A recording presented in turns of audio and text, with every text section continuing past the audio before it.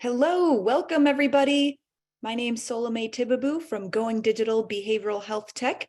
We're super excited for this conversation. We're just going to give folks a few minutes to log in.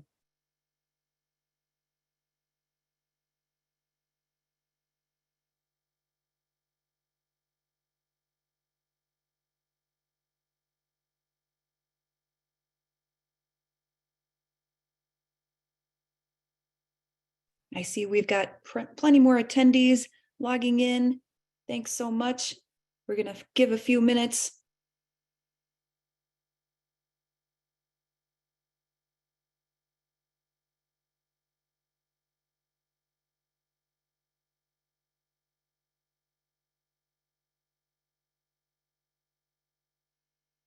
Okay, I know folks are still joining us, but we're just a minute after, so I think without further ado, we'll get started. Again, my name is Solomay Tibabu, host and CEO of Going Digital Behavioral Health Tech, the largest community dedicated to expanding access to mental health and substance use services through technology and innovation. And we have a fabulous conversation happening today focused on navigating the employee benefits ecosystems. We'll be discussing challenges, innovation, and employee impact.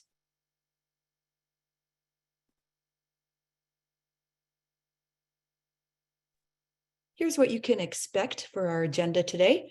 We'll just walk through a couple housekeeping items. The panelists will introduce themselves. We'll have some discussion and then an opportunity for live Q&A from the audience. Speaking of which, all attendees, you'll be able to see that Q&A button at the bottom of your screen. Please feel free to drop questions throughout the webinar. We'll be capturing those and we'll try to get through as many as we can in the last 10 minutes of the discussion. Okay, now it's time to introduce our expert panel. Why don't we start from left to right?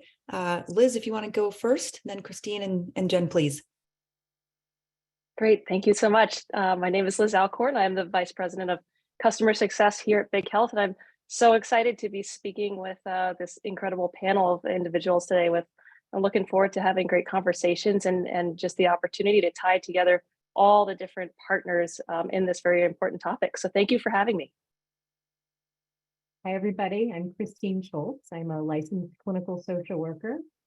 I've worked in a variety of roles supporting mental health and wellness over the past 26 years. And in my role at Mercer, I help employers develop and implement behavioral health strategy to create an emotionally healthy workplace. We spend so much of our time at work, and we know that employers play a critical role in how we talk about mental health. So thank you for this opportunity to come together today and talk about this important topic.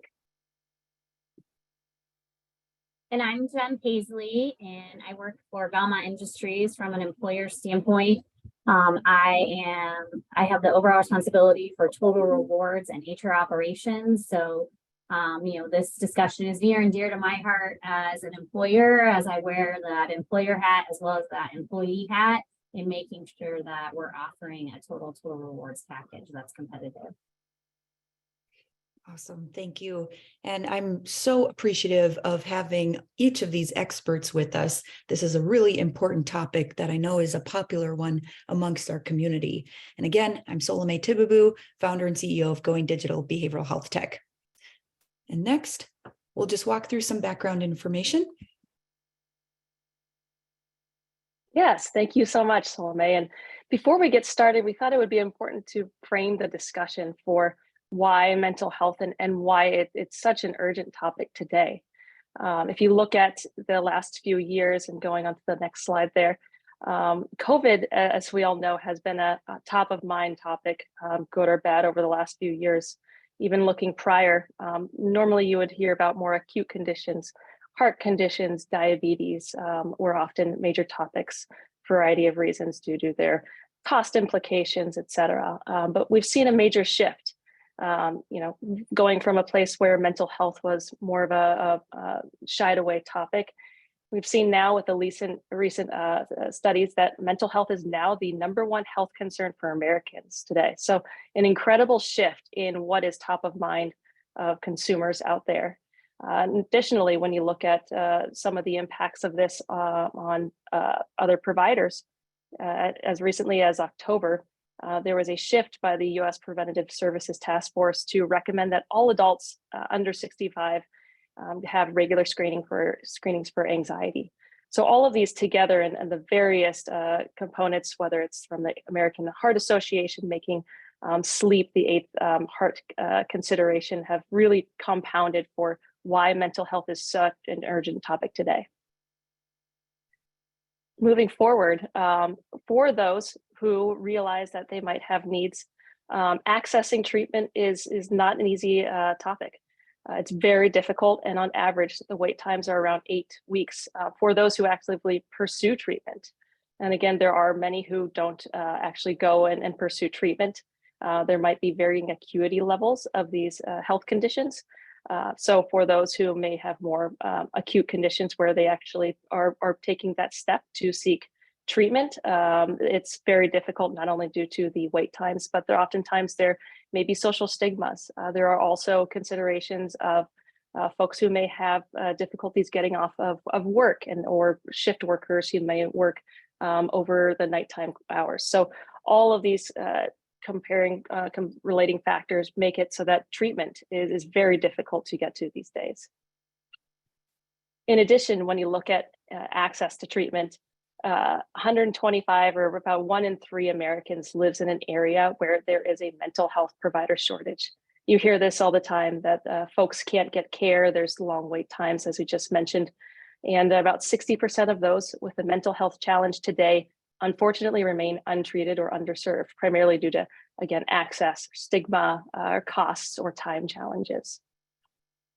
Thinking about the compounding factors for other providers, they're often going in and seeing PCPs since therapists are overbooked. And PCPs, all of the providers have their specialties, as we know.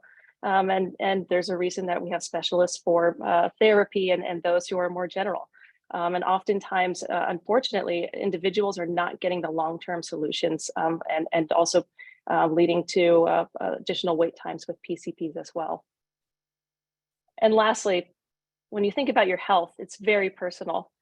Consumers have been cultured to expect optionality as well, and they have preference. So for those on the next slide, if you look at those who do seek treatment, around 15% do receive prescription medication. Just under 10% are getting that talk therapy. And there are other barriers. So health there's not one size fits all as far as acuity. There's not one size fits all as far as the solution. And trying to find a long-term solution for health conditions that are so variable and so personal is very difficult today. Which leads us to bringing together the incredible folks today on our call, and why organizations are taking action. Because as Christine mentioned earlier, individuals spend the majority of their day at work, and the impacts on the employers and workplace is quite major. We're seeing employee burnout on the next slide there.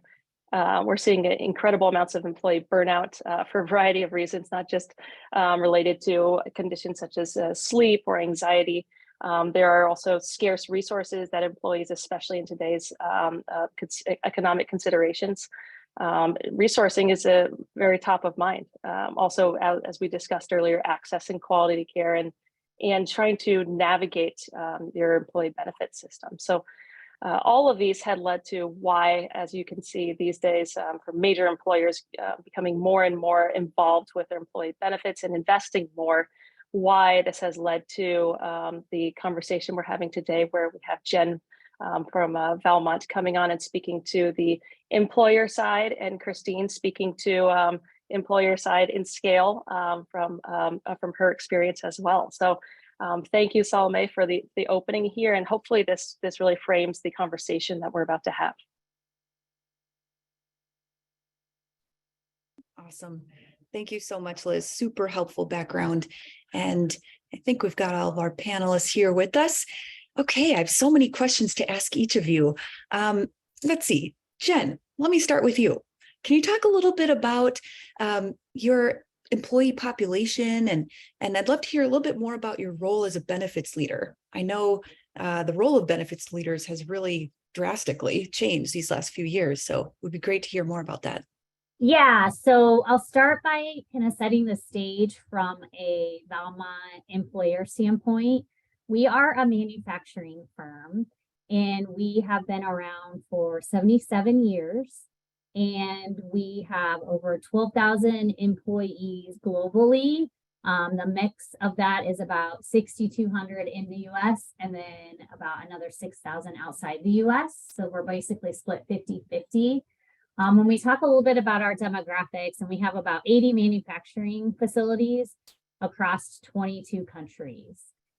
With that said, what we do as an organization, we talk about we light the way, we feed the world, and it's really because we got our start from, we started with pivots. So we started making pivots, which is for irrigation systems where we help farmers water their fields and crops.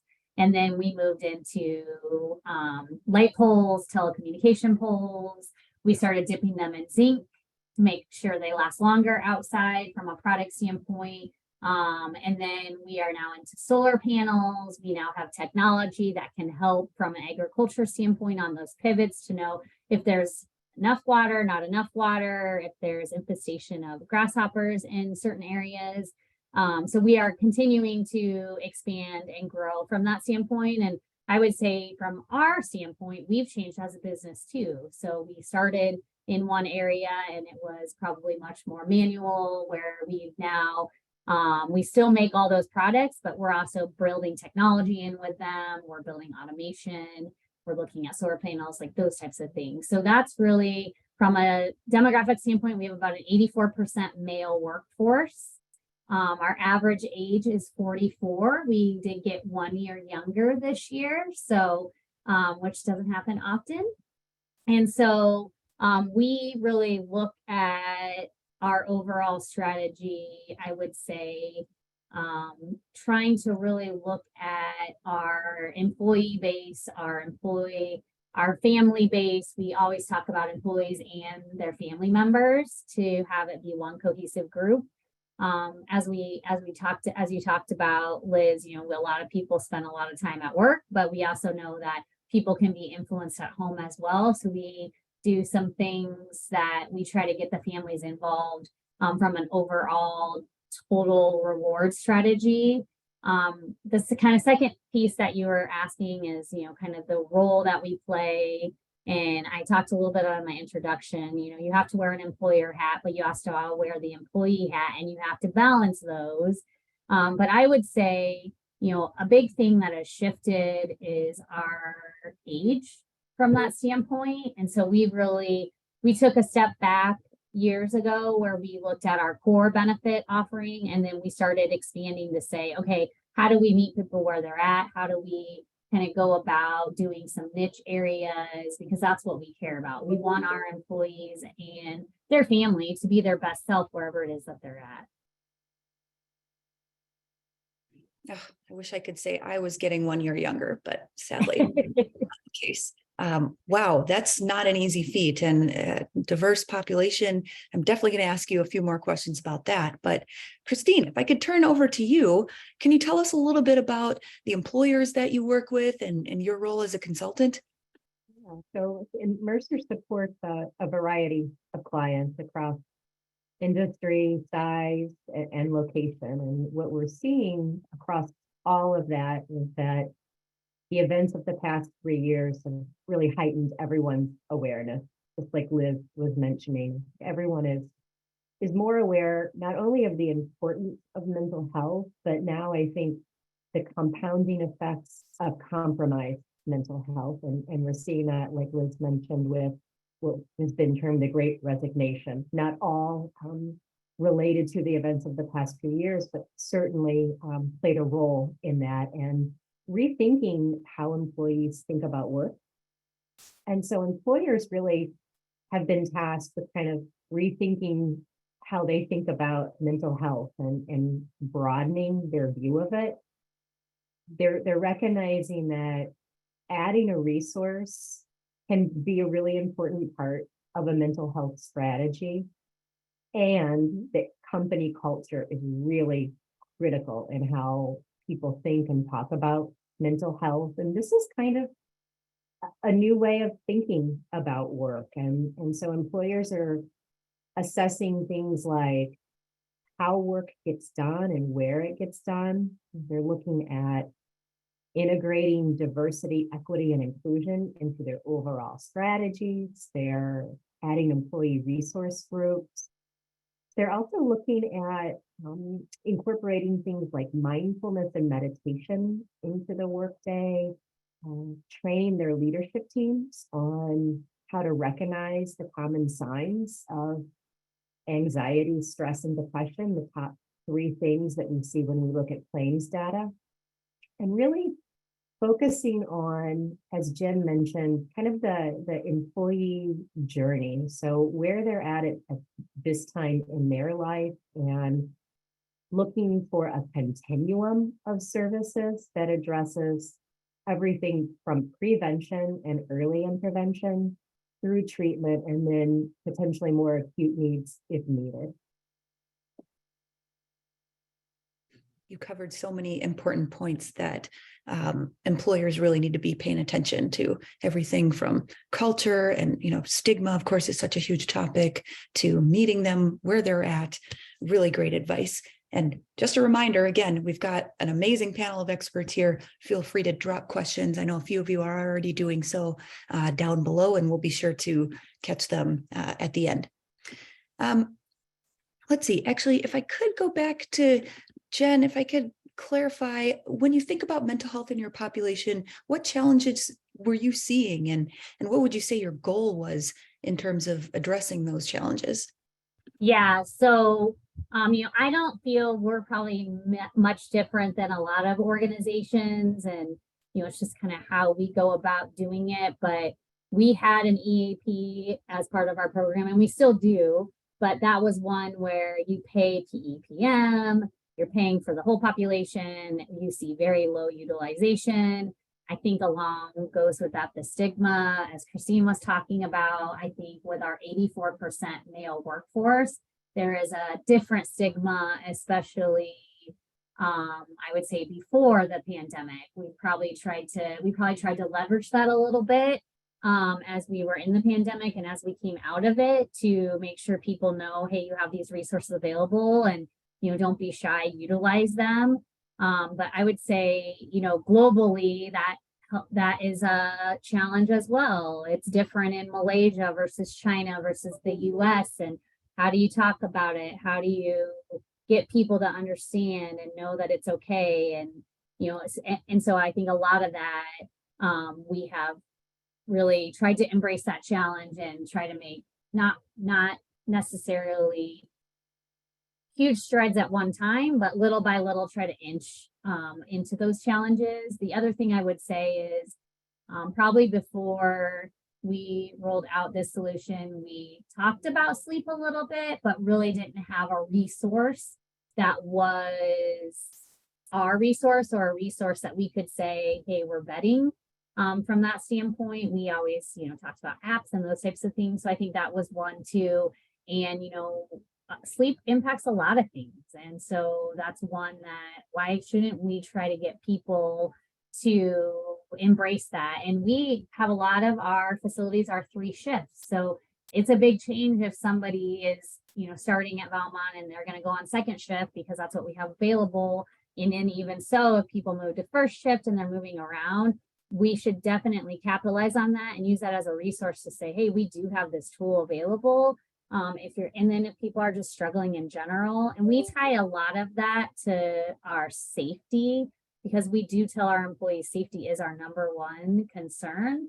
And so we've kind of tied a lot of our well-being and those types of things to safety as well. Great points. Thank you. And Christine, based off what Jen was saying, does this align with the challenges and goals that a lot of your employers are facing? And what are you seeing in the wider employer population? What Jen shared really resonates with what we're seeing overall. Lots of employers, using this as an opportunity to step back and reevaluate some of the resources that they've had in place and maybe have grown a little stale, like Jen mentioned her EAP, and kind of thinking about, are there different models and ways of looking at services, recognizing the importance of sleep, especially for people who work those non-traditional hours. Some of the other challenges that we're hearing from employers are being mindful of access to treatment, not only in terms of timely access, but in terms of quality of care. There's national data that we've probably all seen that talks about the shortage of mental health providers. And when there are delays in getting treatment at those lower levels of care, like outpatient and EAP, then that can lead to an increased utilization of those higher acuity treatment options like emergency rooms. So we want to, employers are trying to think about, how do we get people so that they're able to access care quicker? But that's just one part of the equation, right? We want to get them into treatment, but we also want to make sure that they're getting better, and we want to see results. Within that shortage of providers, we also see a deeper shortage of providers who are skilled to treat children and adolescents. And as Jen mentioned, we can't just think about our employees when we're thinking from that employer perspective, because everything that they touch outside of work and inside of work, they bring to work with them. We're also seeing increased utilization of out-of-network treatment options, particularly when it comes to substance abuse. And I'd say, probably the next area Jen also mentioned was related to stigma. We definitely have seen a decrease in stigma over the past few years with talking about mental health at work. But we know, as Jen mentioned, that the stigma does still exist, and it can vary by industry and demographics. So as employers are kind of thinking about, how do they address some of these barriers? Like everything, there's not a one size fits all, even within a particular organization. Looking at what solutions are there that can, again, reach out to our membership where they are in their member journey. That can be adding things like digital resources to make it easier for people to get care. It can also be stepping back and looking at their entire vendor ecosystem to make sure that there aren't duplications, but also to ensure that there are touch points for members across their journey. And looking at some pretty creative things to help address that stigma, like leadership trainings and employee trainings, and focusing on preventative strategies. Awesome. Thanks. Great advice. Sorry, I was just gonna piggyback Christine from, that was one thing I didn't probably talk about, is the access piece, which definitely I would say we saw that with just the our general EAP. People thought it had to be in person. It wasn't necessarily that way. So we had to kind of re-communicate and re-educate people on how they can actually look for care. But I think the access piece was one that started coming up for us. And it probably wasn't a known for us until, I would say, the pandemic, and we shifted some things. And then we got to looking at, there's a lot of places that from an access standpoint, we want to give people the same access to care across. So that was a really good point. Christine, sorry, I just thought, that was one thing that we definitely saw in our journey as well. Yeah, no, I'm really glad you mentioned that, because it made me also think about, when we talk about access, we sometimes think specifically about rural areas.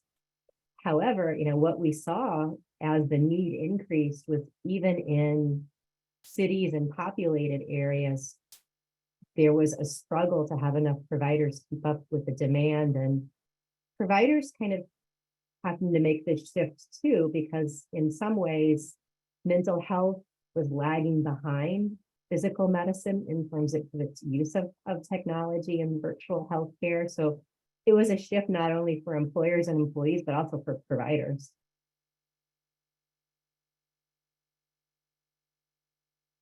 Great points all across the board. Liz, time to bring you in. You've been quiet over here. I'm excited to hear a bit more about what is Big Health's approach to all of this. I mean, I could echo Jen's concerns around how important sleep is, but I want to hear it directly from you. I'm just such a quiet person over here. I have lots to say. It's so interesting as you reflect as well. We talked about COVID in the last 3 years. If you think about 5-10 years ago, the fact that we're all sitting here on a digital platform, sharing with folks all across who knows where, and talking about an actual digital treatment that is, and treatments that are evidence-based and rigorously tested. I mean, it is a very unique spot that we're in today, and that it is so top of mind. So it's just I'm lucky to be here and very passionate about this topic. But when you think about Big Health and our approach, our mission, and which I very strongly believe in, is getting millions back to better mental health, and understanding that treatment isn't one size fits all. Our health is very personal. We are, as consumers, have again been cultured to expect optionality and different choices, and to own our own health. And that's so true. And not only do we need options, but as Jen mentioned, and just as so lovely hit on for the access piece, you mentioned the irrigation workers and meeting people where they're at and understanding their needs. Today, we're all sitting at our computers. Often, many of us are working remotely. And sometimes it's hard to remember that that's not the case for most people. There's a lot of shift workers out there.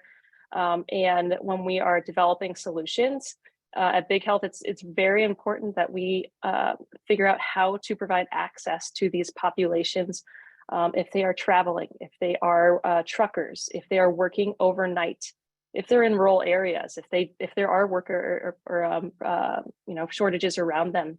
It's really important, and at the heart of what we're doing, to figure out how we get them access to care, and making sure that care is equitable. Our approach is really to make sure that we meet consumers where they are. And so we have treatments, first-line digital care treatments for the most prevalent mental health issues, currently specifically for insomnia and anxiety, which are so fundamental and very common comorbidities for so many health conditions. Christine also mentioned, again, access to quality care. And that's very important to what we do. There's a lot of solutions out there. And our solutions, we are backed by over 13 randomized controlled trials. And it's very important for us to have that evidence and know that we are getting digital treatments that work out to these populations, not only to meet our commitments to our partners, the Velmonts out there and others, but also make sure that we're serving our downstream, the consumers and patients out there. And not only that, but making sure that we're meeting them when time allows. It's very hard often for those who, for many, whether you're a shift worker or hourly worker, to take, let's say, 2 hours off of your day, 30 minutes to go to a therapist, and to drive there, drive back, and have an hour session. And it's great. Those solutions are incredibly impactful, but there's a lot of gaps in between. Or if it's telemedicine, there's gaps in receiving that type of care. And so we really believe in our solutions that are complementary to those other modalities of care. And we've been in the industry for over a decade, and it's very an incredible time right now. We saw the need, our founders saw the need years ago and started the development. And as mentioned, the last 3 years have really pushed this need to the surface, and we take it to heart and are very committed to the scale and making sure that we can get access for these solutions to folks who normally wouldn't have access. So hopefully that answers your question, and love to talk more. Definitely. And Liz, you brought up, just the evidence piece alone is so important. There are so many solutions out there, but yes, it's unless you can show that evidence, it's hard to justify it. I heard a little bit about that from the others too. In fact, Jen, if I could ask you a little bit about what's influenced your decision around implementing Big Health digital therapeutics, specifically around insomnia and anxiety across your employee population. What went into that decision making? Yeah, so I talked a little bit about, we started our long-term strategy and it was specific to benefits about 4 years ago. And we looked at what we would call our core benefits, like our medical, dental, vision, life, those types of things. And then we looked at those, but then we were looking at, okay, what do we need to do? Because we are trying to really focus on well-being, and that looks differently for everybody. Each person is on their own individual journey and people need help with different things, and it's very individualized, but we, don't always have the budget to do 50 different solutions for people. So I would say one of the things that we did see when I first joined Velma, and I've been here for 5 years, just a little over 5 years. And so I talked with my executive team and I just asked them a couple questions. And one of them was, hey, if you could have an extra benefit or a couple extra 2 benefits, what would it be? And one of them said telemedicine. Well, I didn't know if I should tell them we do offer telemedicine from a standpoint of, like pink eye or sinus infection.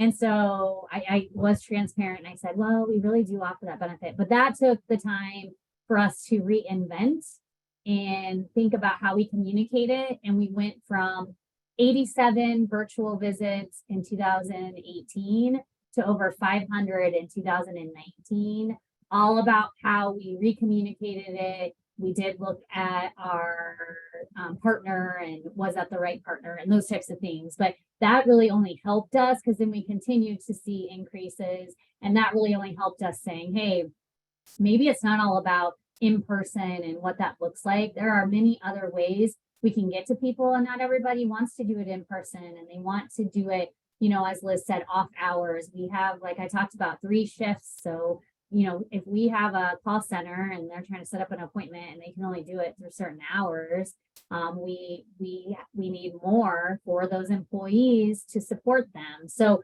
I would say the other component, so looking at those things, I think helped us move the needle. I would say the other piece is our workforce. Our workforce, I talked a little bit about the age. When we were looking at this in 2018, our makeup looked very different. We had our baby boomers were at 39% of our organization, and our Generation X was about 44%.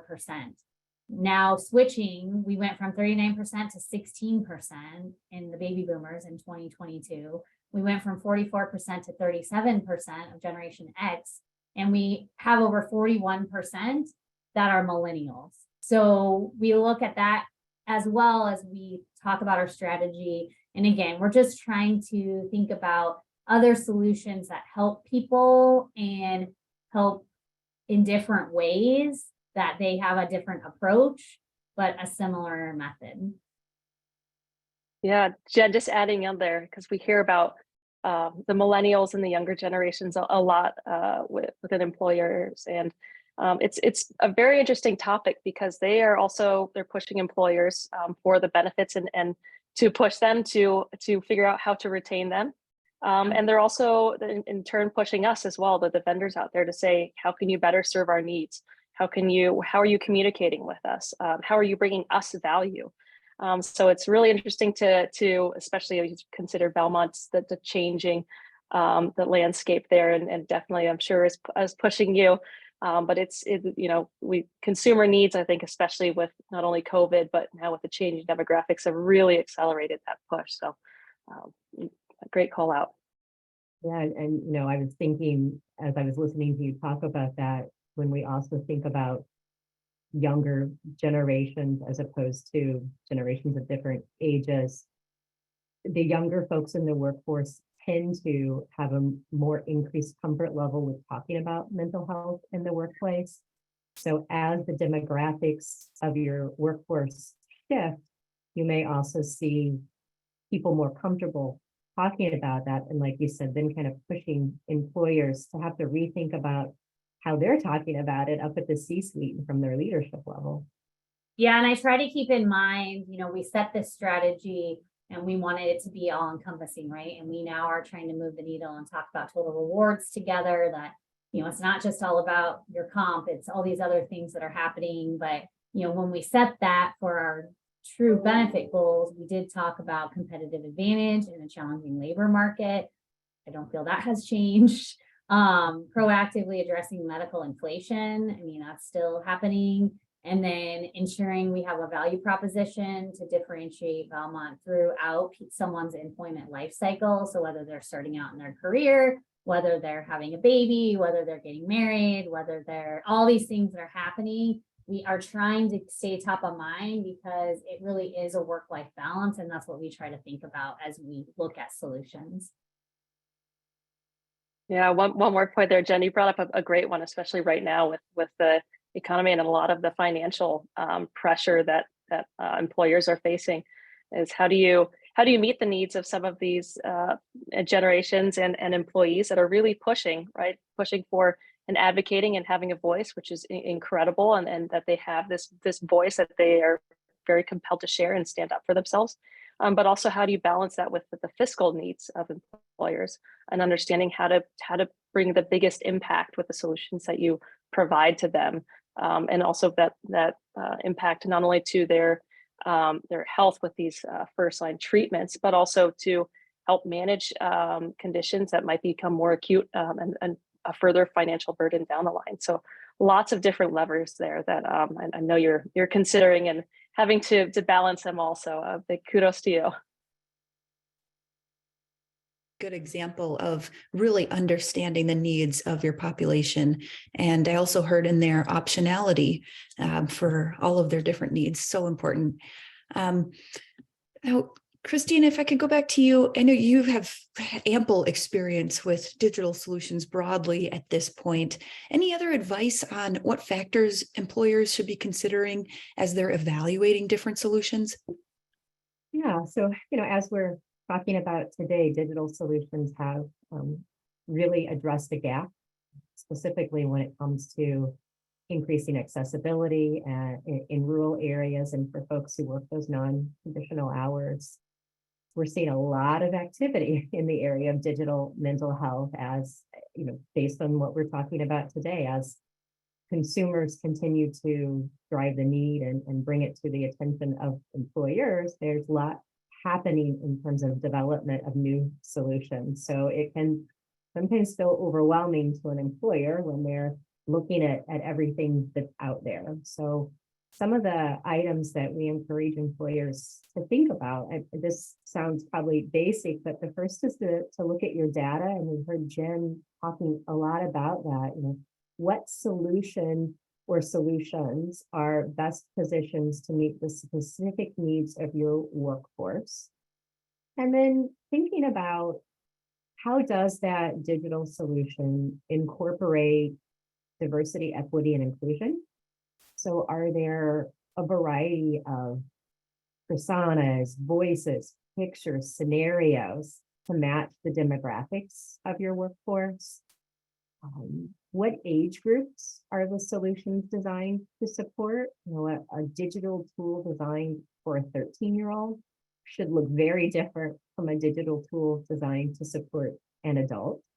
And then looking at the level of clinician involvement, behavioral health experts into the design and the user experience is really critical when you're evaluating a newer solution to the market.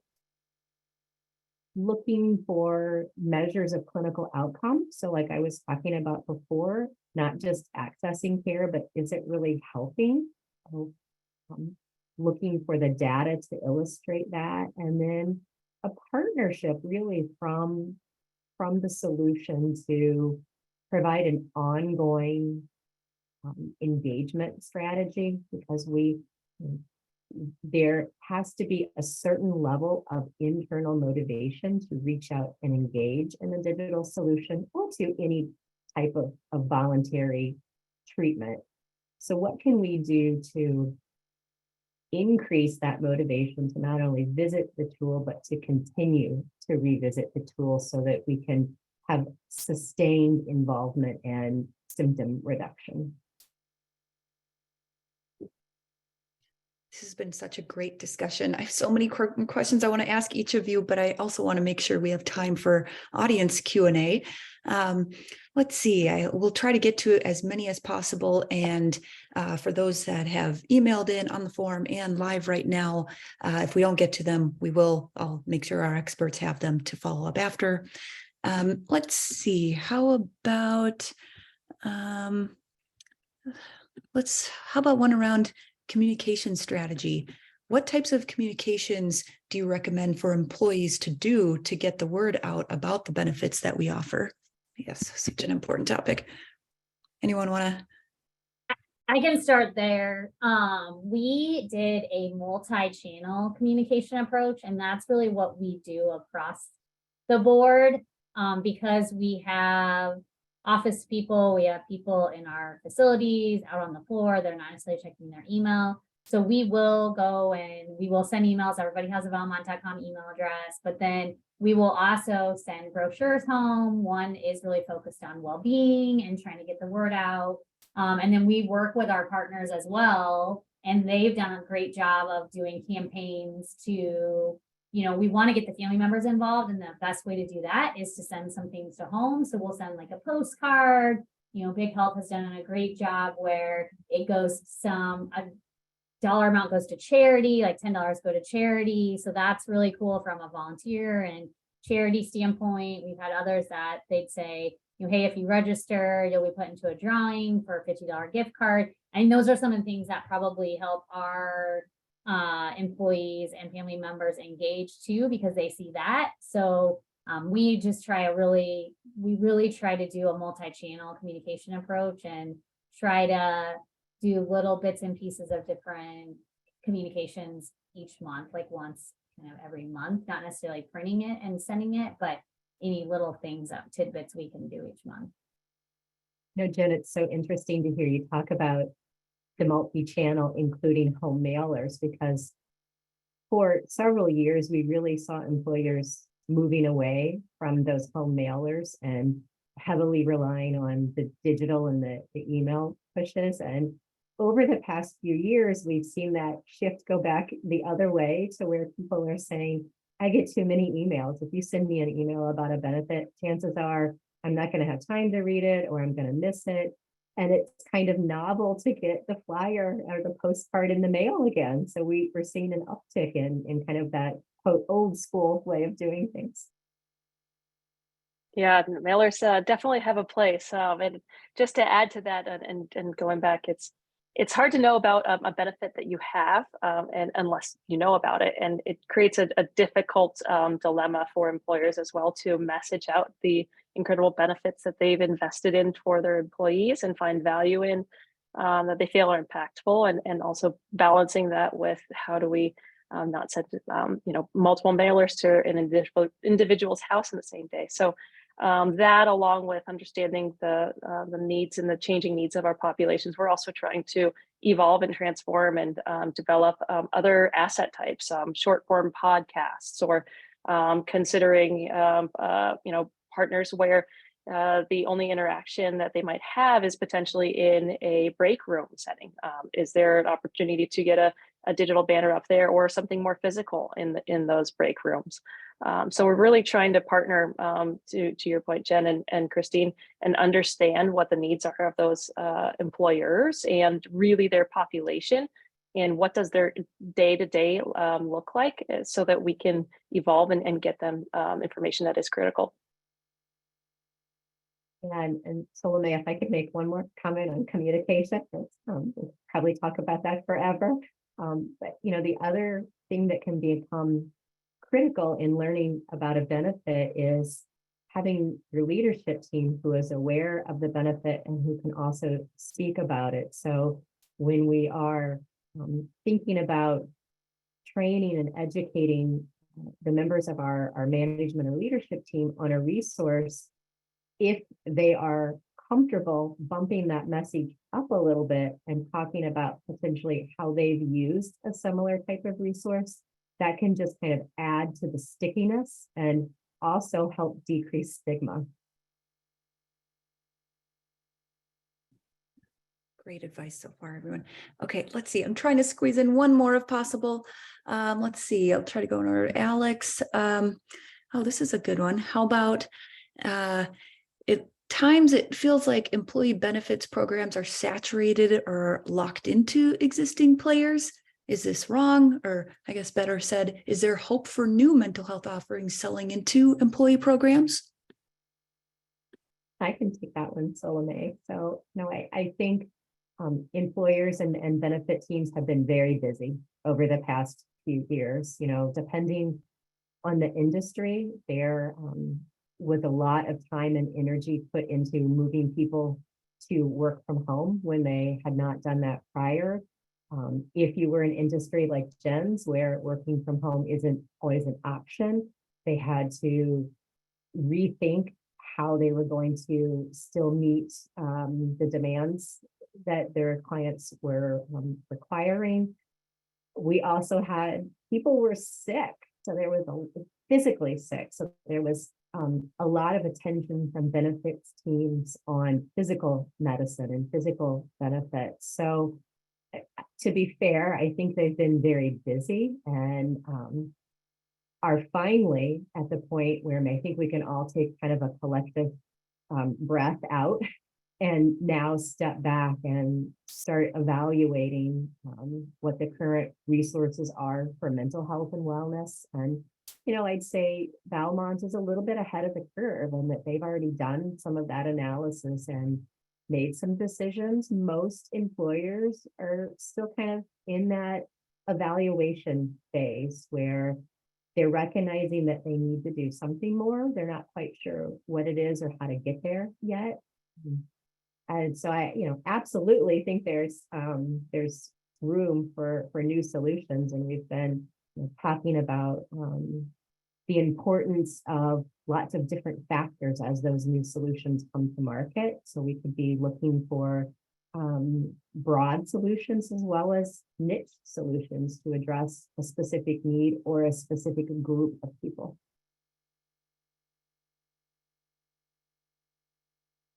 Wonderful. Oh, and I see more are coming in. I do want to make sure that we're respectful of your time as attendees and panelists. We'll be sure to capture all of these. Thank you so much. Liz, Jen, Christine, I so appreciate the opportunity to have this awesome discussion and really appreciate your time and expertise. Thank you. My pleasure. Thank you so much. Thanks.